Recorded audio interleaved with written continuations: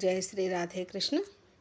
అర్జునుడు కుమారుడైన అభిమన్యునకు విరాటరాజు కూతురు అయిన ఉత్తరకు వివాహం జరిగాక కృష్ణుడు, బలరాముడు, విరాటరాజు ద్రుపదుడు, సాత్యకి, పాండవులు మొదలైన వారు సభ తీర్చి ఉండగా కృష్ణుడు ఇలా అంటున్నారు.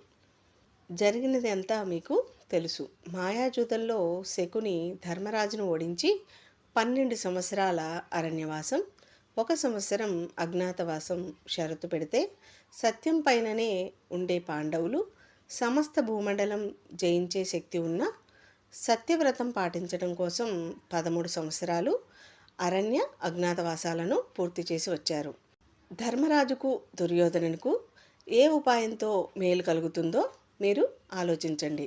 అది కీర్తికరం, ధర్మానుకూలం, న్యాయోచితం అవ్వాలి. ధర్మరాజు ధర్మ విరుద్ధంగా దేవతల రాజ్యాన్ని అయినా కూడా కోరడు. ధర్మార్థంగా చిన్న గ్రామమైనా కూడా రాజ్యంగా స్వీకరించడానికి వారు సిద్ధంగా ఉన్నారు. బలపరాక్రమంతో కాకుండా మోసంతో వారి రాజ్యాన్ని దొంగలించారు కౌరవులు. అయినా ధర్మరాజు వారి క్షేమాన్ని కోరుతున్నారు. పాండవులు స్వయంగా రాజులందరినీ జయించి సంపాదించిన ధనాన్ని మాత్రమే వారు కోరుతున్నారు. వారిని చిన్నతనం నుంచి చంపటానికి, రాజ్యం అపహరించడానికి కౌరవులు ఎన్నో కుట్రలు పన్నిన విషయం మీకు తెలిసిందే. కౌరవుల యొక్క అతిలోభం, ధర్మరాజు యొక్క ధర్మం, ఇరువురి యొక్క బంధుత్వం ఆలోచించి విడివిడిగాను అందరూ కలిసి నిర్ణయించండి. వారు అనుకున్నట్లే సత్యవ్రతం పాటించడం కోసం చేసిన ప్రతిజ్ఞను పూర్తి చేసి తిరిగి వచ్చారు. కౌరవులు పాండవులకు అపకీర్తి తేవటానికి ప్రయత్నిస్తారు. వారు రాజ్యం ఇవ్వకూడదని విపరీత వ్యవహారం చేస్తే యుద్ధంలో సంహరించబడతారు. తక్కువ సంఖ్యలో ఉన్న వీరు జయించను సమర్థులు కారు అని అనుకుంటే పాండవుల యొక్క శ్రేయోభిలాషులు, మిత్రులు కలిసి వారి వినాశనానికి ప్రయత్నం చేసి తీరుతారు. శత్రుపక్షం ఆలోచన తెలియకుండా ఎలా చేయాలి, ఏం చేయాలి అని తెలియదు. అది ఎలా పరిణమిస్తుందో తెలుసుకోవాల్సిన అవసరం ఉంది. పవిత్రాత్ముడు, ధర్మశీలుడు, కులీనుడు, సావధానుడు అయిన వ్యక్తి దూతగా అక్కడికి వెళ్ళాలి. దూత కౌరవుల అహంకారాన్ని, ఆవేశాన్ని శాంతింపచేసి యుధిష్ఠిరునికి అర్ధరాజ్యం ఇచ్చేటట్లుగా చేయగలవాడై ఉండాలి. కృష్ణుని ధర్మబద్ధంగా, అర్థయుక్తంగా, మధురంగా ఇరుపక్షాల వారికి తగిన విధంగా పలికిన పలుకులు బలరాముడు విని బాగా ప్రశంసించి తాను మాట్లాడడం ప్రారంభించారు.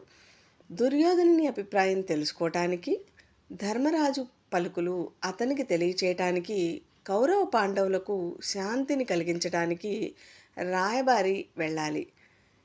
ఈ దూత కౌరవ సభలోని బలవంతులు, వేదవిధులు, స్వధర్మనిష్ఠులు, మహావీరులు అయిన వారిని వినయపూర్వకంగాను పాండవులకు ప్రయోజనకరంగాను మాట్లాడాలి. వారికి ఏ దశలో కూడా కోపం తెప్పించకూడదు. ఎందుకంటే వారు రాజ్యంపై అధికారం కలిగి ఉన్నారు.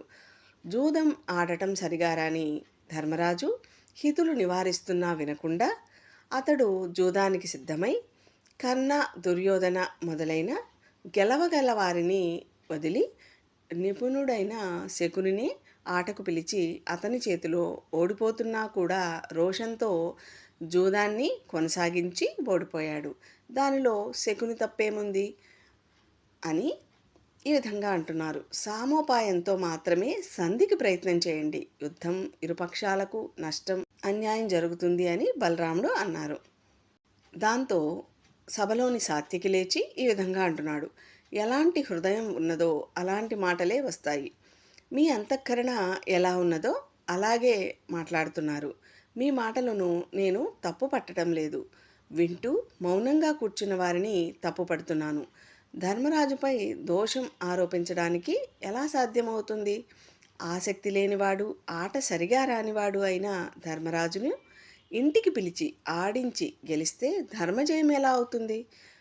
అదే ధర్మరాజు తన ఇంటిలో సోదరులతో ఆడుతూ ఉన్నప్పుడు ధర్మరాజు దగ్గరికి వచ్చి ఆడి గెలిచి ఉంటే అది ధర్మజయం అవుతుంది. కానీ క్షత్రియ ధర్మాన్ని అనుసరించి జూదానికి పిలిచి మోసం చేసి గెలిస్తే వారు చేసింది మంచి పని ఎలా అవుతుంది? పైగా ధర్మరాజు ప్రతిజ్ఞని పూర్తి చేసి వచ్చాక ఎలా తల వంచుతాడు? వనవాసం నుంచి రాగానే వారి రాజ్యాన్ని వారు పొందడానికి అర్హులు. నియమం ప్రకారం వనవాసం పూర్తి చేసుకొని వచ్చిన పాండవులకు రాజ్యం తిరిగి ఇవ్వకుండా అపహరించిన వారు ధర్మయుక్తులు ఎలా అవుతారు? అతడేమైనా అన్యాయంగా రాజ్యాన్ని పొందగోరుతున్నాడా? దీనుడై శత్రువులను యాచించడం తగదు. భీష్ముడు, ద్రోణుడు, విదురుడు అనునయంగా చెప్పిన పాండవులకు సంపద ఇవ్వటానికి కౌరవులు సిద్ధపడటం లేదు. పాండవులు కృష్ణుడు, నేను, విరాట ద్రుపదులు, దుష్టద్యుమ్నుడు, ఉప పాండవులు, అభిమన్యుడు, ప్రద్యుమ్నుడు, సాంబుడు యుద్ధమందు ఉండగా ఎదుర్కొనగలరా? కర్ణ, శకుని, దుర్యోధనుని చంపి ధర్మరాజుకు పట్టాభిషేకం చేస్తాము. గౌరవం తగ్గకుండా ఇస్తే పుచ్చుకుంటాం. విరుద్ధంగా మాట్లాడితే దాని ఫలితం దుర్యోధనుడే పొందుతాడు అని అనెను. సాత్విక మాటలు విన్న ద్రుపదుడు ఇలా అంటున్నారు: సాత్వికి, నీవు అనుకున్నట్లుగానే జరుగుతుంది. దుర్యోధనుడు మృదు పద్ధతిలో చెప్తే రాజ్యం ఇవ్వడు. కొడుకును ప్రేమించే ధృతరాష్ట్రుడు అతనిని అనుసరిస్తారు. భీష్మద్రోణులు నిస్సహాయతతోనూ, కర్ణశకునులు మూర్ఖత్వంతోనూ అతనితోనే ఉంటారు. బలరాముని సూచన సరైనది కాదు. మెత్తని మాటలతో దుర్యోధనుడు వినడు. నీతిని, న్యాయాన్ని కోరే మహాపురుషుడు దీన్ని సాధించి పెట్టాలి. పాపాత్ముడైన దుర్యోధనునితో మృదువుగా మాట్లాడాలి అనుకునేవాడు గాడిద పట్ల మెత్తదనాన్ని, ఆవు పట్ల కరుకుదనాన్ని చూపేవాడు.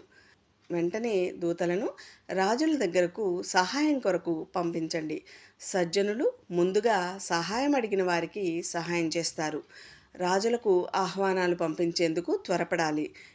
పెద్ద కార్యభారం మోయవలసి ఉంటుంది అని తన యొక్క పురోహితుడును కౌరవుల వద్దకు దూతగా పంపించమని చెప్పారు.